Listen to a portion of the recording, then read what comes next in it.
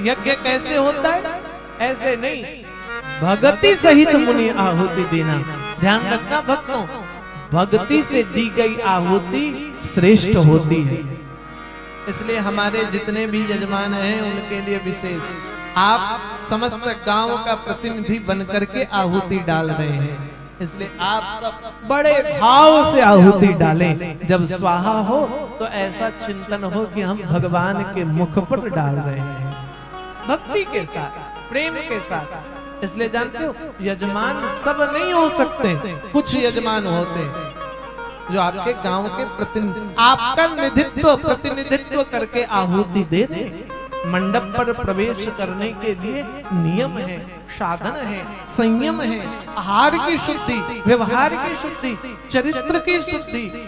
और सब नहीं जा सकते यज्ञ मंडप पर। सब घुसते हैं क्या? सब प्रवेश करते हैं क्या? नहीं। शरीर से लेकर, वस्त्र से लेकर, विचार से लेकर, आहार से लेकर, सब पर संयम नियम। इसलिए यजमान भगति सहित मुनि आहुति दीन्हा, भक्ति के साथ आहुति दी। प्रकटी अग्नि चारु कर लीन्हा, अग्नि देवता प्रकट हुए, हाथ पर खीर है, कहने लगे जो कछु वशिष्ठ हृदय विचारी, सकल काज भाग सिद्ध तुम्हारी।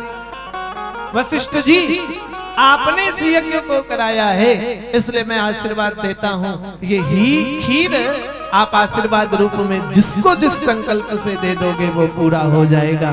तीनों महारानियों को खीर दिया। कैसे मिला पता है? कौशल्या को आधा मिला, बड़ी है ना, इसलिए सबसे ज्यादा किसको? कौशल्या को आधा। फिर कितना बच गया? जोर से बोलो। उसका फिर आधा कर दिया।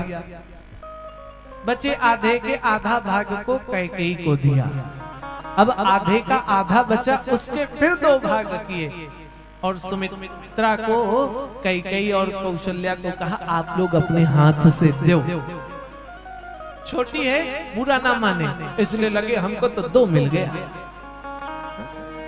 हमको दो मिल गया। देखने में सबसे कम, लेकिन मिला तो दो मिल गया। अच्छा, ये झगड़ा बहुत चलता है, हम ज्यादा, हम ज्यादा, हम ज्यादा, हमको मिल जाए, हमको मिल जाए। कथा ध्यान आ गई, एक आदमी, एक सास बहू थी। बहू एकदम खाना बनाने में तेज और सासू माँ एकदम मरने वाली है। तो बहू ने कोई मीठे का सामान तगड़ा बना लिया। बंगाल में पीठा बोलते, पीठा मकर होले पीठा बने। वो पीठा मिठाई बन गई।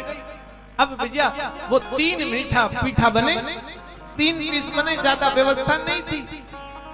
दोनों के पति बाहर जाते थे, घर पे सास बहू 2 जन। बहू ने अपने थाली में 2 रखा, सास को 1 दिया। सास ने कहा बहू ये कैसा न्याय है, हम बड़ी, हम 2 खाएंगे, तुम 1 खाओ। बोले नहीं माता जी, ऐसी बात है कि आप बूढ़ी हैं, शुगर है, ब्लड प्रेशर है, आप मर जाओगे ज्यादा खाओगे तो। हम जवान हैं, इसलिए आपके स्वास्थ्य को देखकर 1 रखा। सासू मां ने कहा मरे तुम्हारी अम्मा, हम खाएंगे, हम 2 खाएंगे और हम मर के चल जाएंगे तो फिर मिलेगा क्या? अभी तो समय खाने का। अब बहू और सास में झगड़ा शुरू। बहू कहे हम 2 ही खाएंगे, सासू कहे हम 2 ही खाएंगे, बनाया 3। अब इतना झगड़ा तगड़ा हो गया कि शर्त लग गई, जो मुंह खोल देगा वो 1 खाएगा और जो चुप रहेगा वो कितना खाएगा? जोर से बोलो। अब सास बहू ने मुंह बंद कर लिया। तीनों मिठाई जो है रसोई घर पर रख दिए। बहू रानी अपने कमरे में आ गई। सासू ने सोचा कहीं फोन में बात करे तो पकड़ा जाएगी, इसी बहाने 2 हमको मिलेगा। तो सासू भी आ गई वही कमरे पे। अब बहू सोचे हम कहीं बोल दे तो आप, लेट गई बिस्तर पे।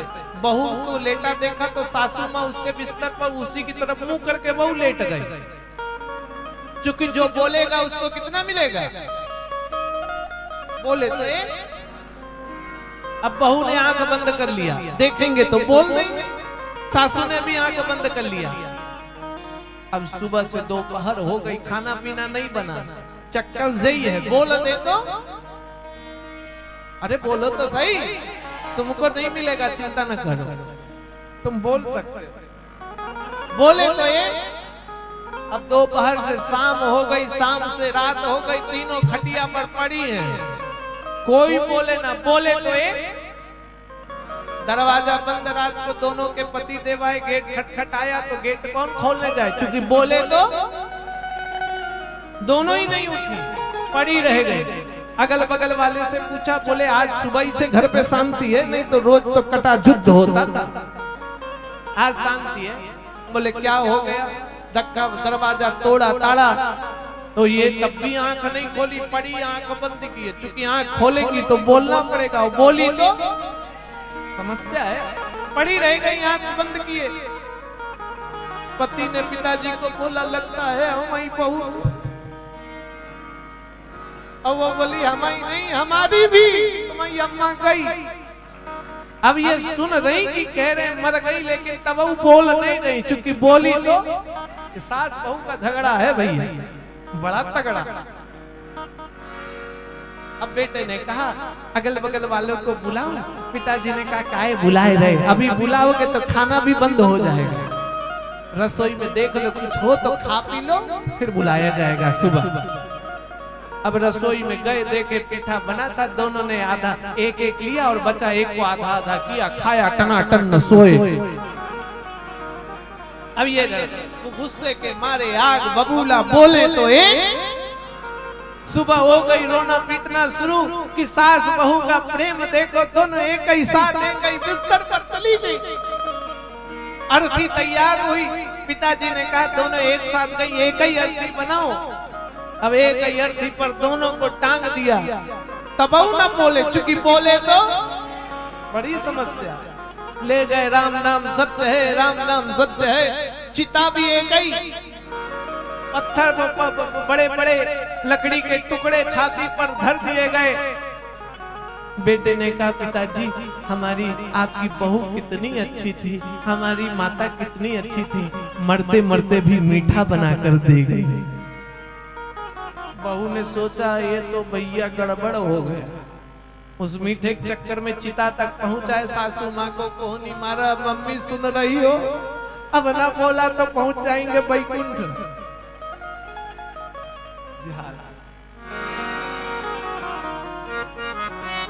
इसलिए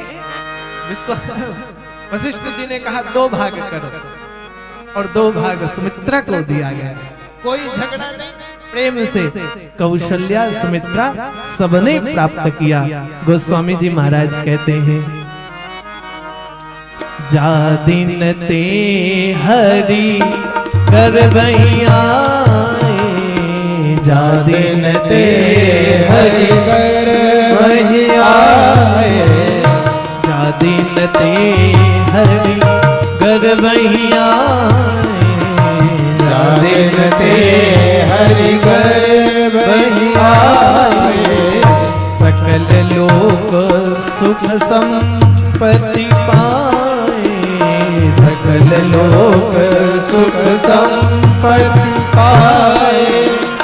नवमी तिथि मधुमास पुनीता, नवमी तिथि मधुमास पुनीता, नवमी तिथि मधुमास पुनीता, नवमी तिथि मधुमास पुनीता। शुक्ल पक्ष अवजित हरिप्रीता, शुक्ल पक्ष अभिजित हरिप्रीता, शुक्ल पक्ष अवजित हरिप्रीता, शुक्ल पक्ष अभिजित अभिजित अभिजित। कौन सा समय आ गया? नवमी तिथि मधुमास पुनीता। नवमी तिथि जिसको राम नवमी कहा गया। वो राम नवमी के दिव्य मुहूर्त पे अभिजीत मुहूर्त दिन के 12 बजे भगवान रामचंद्र जी माता कौशल्या के गर्भ से प्रकट हो गए। बोलिए